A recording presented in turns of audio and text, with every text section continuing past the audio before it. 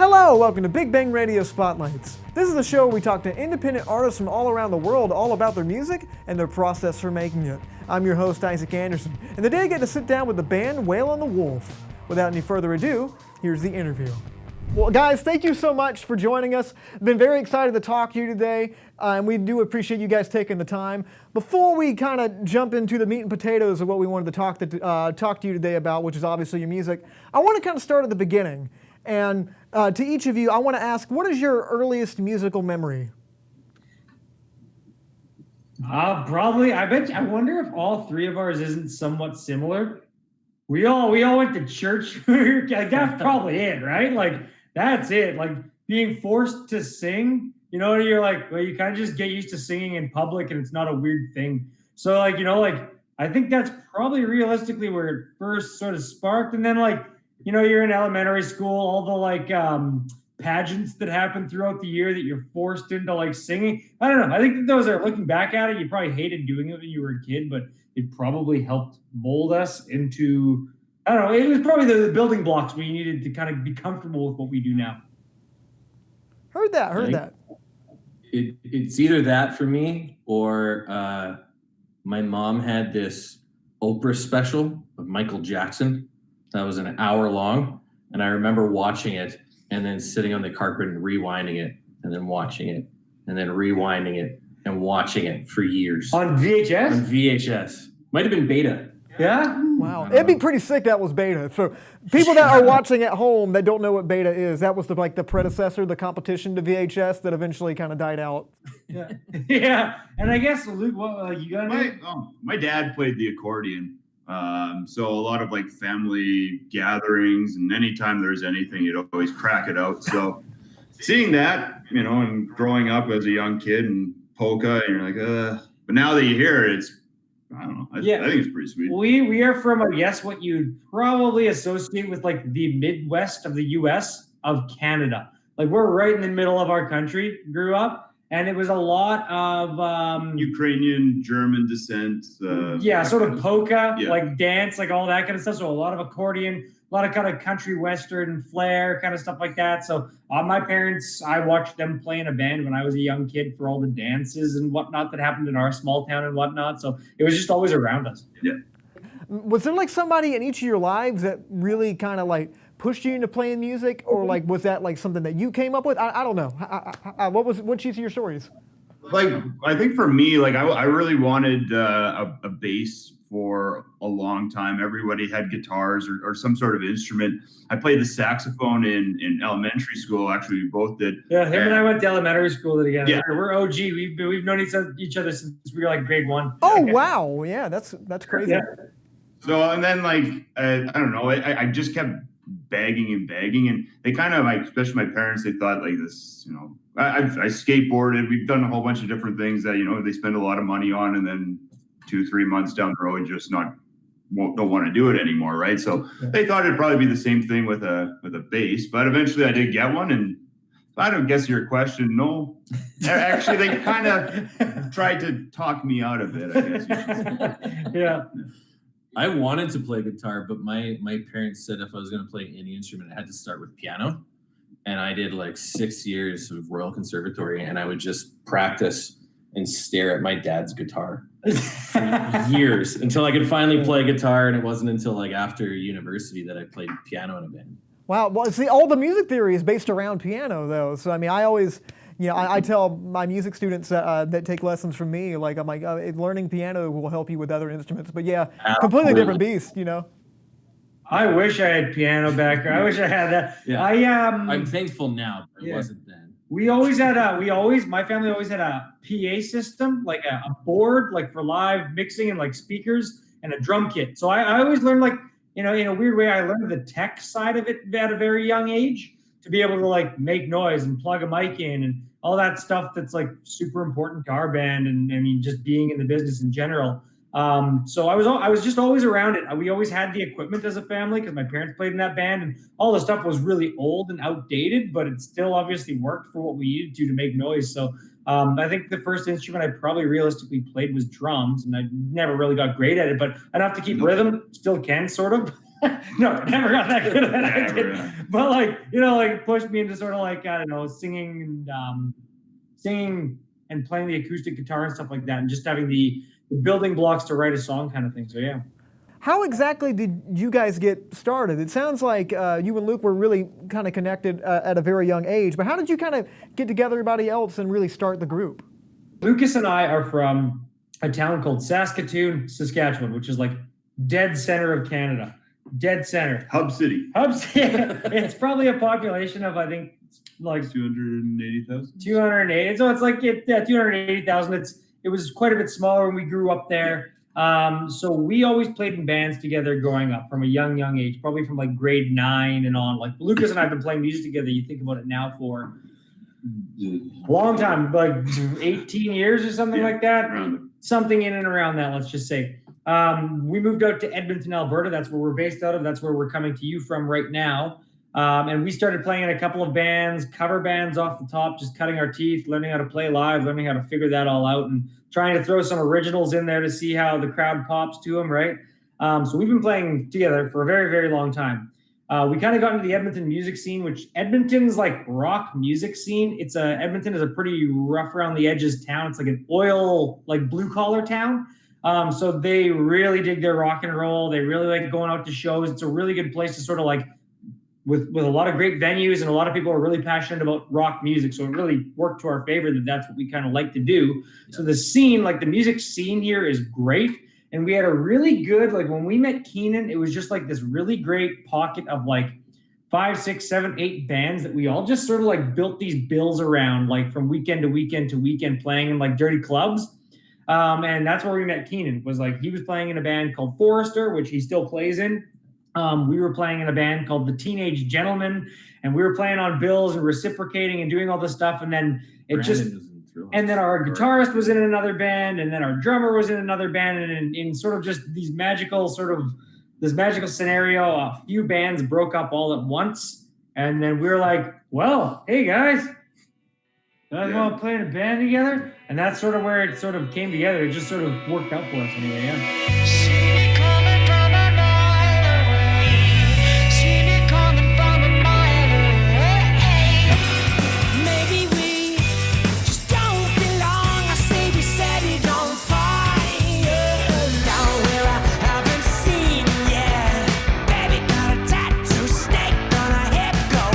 Most everybody watching this interview has probably heard your music, and it's got a really hard-hitting, kind of like a really tight sound. I was really amazed, specifically as a musician myself, to hear how tight your arrangements were, because and you're singing especially, like you have this kind of, and I'm not going to do anywhere good as you, but you have this kind of thing where you go like this, and it's really cool. That's pretty good. I like it, but it's like really cool and intense, and it really strikes an emotional chord, specifically with me, but I know a lot of other people, because I know you have a lot of people that love your music.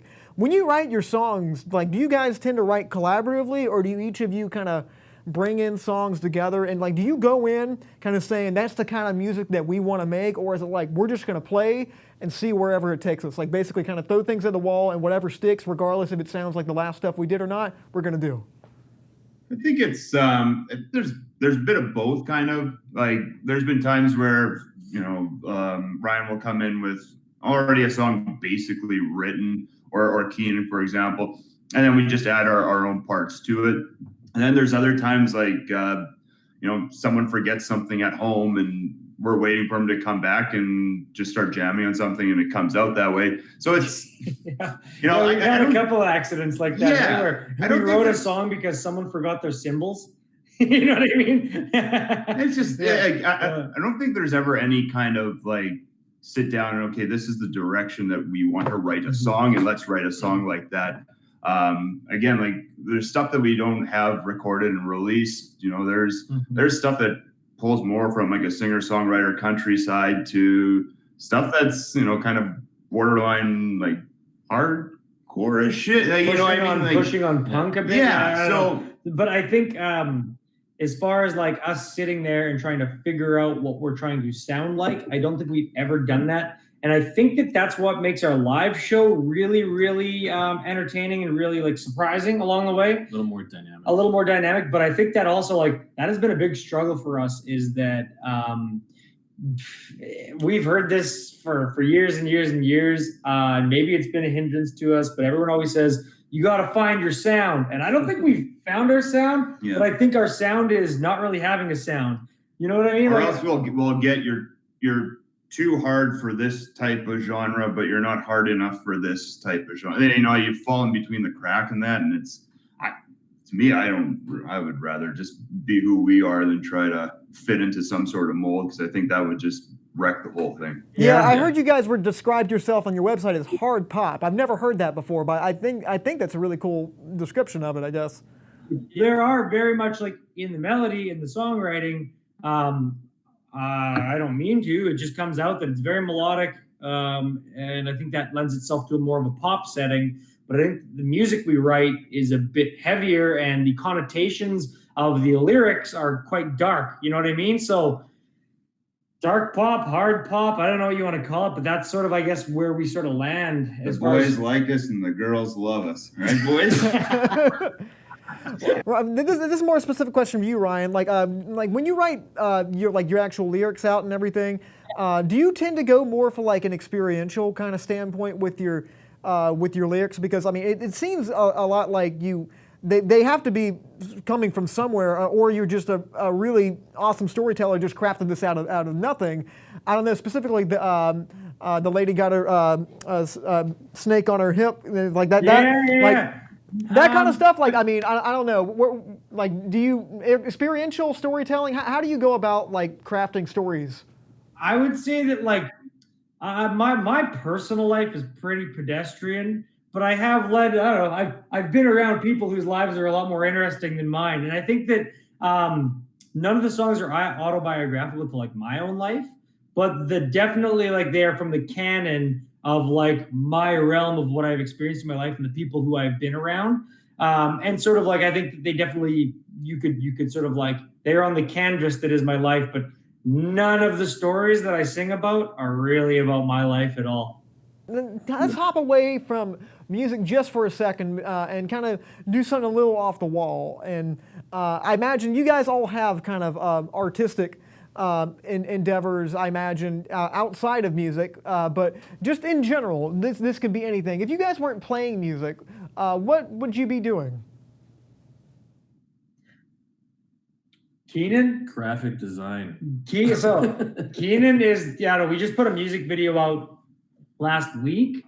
Keenan did all of it. We're lucky that like we have a very talented, like he did all of our artwork. So if you check out like anything to do with our EP, he's doing all the artwork. He's doing all the digital design. He's doing all the social media sort of like curation to give us this like uniformed look and vibe. So he did all the videography on like all of our music videos for the last like 5 years or so. So he is a very talented graphic designer, and he does a lot of work for bands across Canada and I guess around the world, right? Like Australia and whatnot. Yeah. So that's what he does on the side, and we're just happy to have him in there. Awesome. You go first. What would I be doing? Oh man, when I was a kid, this is what I want to be doing. But when I was a kid, I remember wanting to be a helicopter pilot, but I'm colorblind, so I can't. Oh. I honestly, I have absolutely no idea. I'd probably just work. I don't know, try to pay rent or something. Yeah. I honestly, I played hockey. But yeah, sure, I'd be a wrestler. A pro wrestler. Pro wrestler. That'd be cool. What would be your wrestling name? Your wrestling name, if you had to choose? I didn't even have to. This wasn't even my idea to say that. So I don't know. Lucky Lou. Yeah, Lucky Lou. Sure. Thanks, Haley. I like that. The ace of base, Lucky Lou. There we go. I like that. Very nice, very nice. Well, it sounds, I mean, regardless of what you guys be doing, it sounds like you always stick kind of like something in the art realm. I don't know if, I guess helicopter flying is sort of art, but you know. Oh, you can do some stunts. Oh yeah, sky art. You can make it art. I'd probably be one of those like skywriters, but with a helicopter. Yeah, with the little things behind it. Yeah. Very sporadic, practic, and the blades would blow away. It would be a bad business plan. Actually, I'd probably own a paintball course. I'm changing my answer. That's what I'll do. Anyway, hopping back into the music, you guys have teamed up with some really awesome producers. Specifically, I have the names right over here, Jimmy Mansfield and Paul Rogers. I believe Jimmy Mansfield, he's Grammy nominated, right? Oh, yeah. Yeah, cool. Jimmy and Paul are actually, I should have my geography better, but they are from Nashville, Tennessee. And I just bumped into Jimmy one night. I was on like a leisure trip down there, as one does. And I just bumped into Jimmy at a burlesque show, and we got to talking and kind of hit it off, I guess, for as long as we could. And then kept in touch online, sent him some of the music we had done. He had deemed that it didn't suck. So he thought that we could talk about maybe flying him and his producing partner up here, Paul, up to Canada last summer. And they got a real kick out of being up here. And we recorded, an EP in like 12 days at a studio up here in Canada. And it was a blast. They're unreal dudes. We talk to them very often. They're very much a part of sort of our lives. In many ways, just a friendship that we're sort of bonded for life in the music that we've created. And they've sort of found their ways into our lives just being buds. We want to catch up, make sure they're doing okay, especially through all the crazy times right now. And they're just fantastic human beings and even better producers. Wonderful, wonderful. Well, I do want to hop on your one of your latest singles, which is Midnight Riot. What's kind of the story behind that song? Like songwriting wise, I know you probably don't want to like give too much away. You probably want people to take their own interpretation out of it. But like, to you, what's like the story behind that song, and what does it mean to you?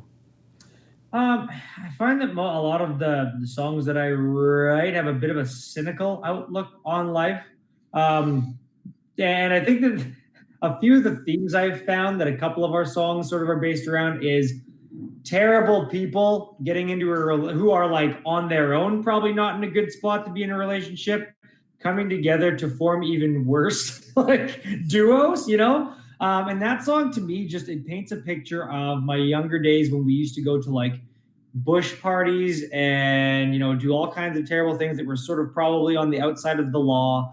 And just the people in my lives that should not have been in a relationship together because they were terrible for one another. But God, it was probably a lot of fun while it lasted. You know what I mean? That relationship that I think many of us have been in, or that person we've sort of been interested in, where you're like, this is not good for either of us, but this is a lot of fun. It's not going to last, but let's have a little bit of fun while it's going, So I don't know. I think it just sort of like the backdrop is when you're young, dumb, doing stupid stuff that borders on being illegal, and getting in a bit of trouble, and being around bad people.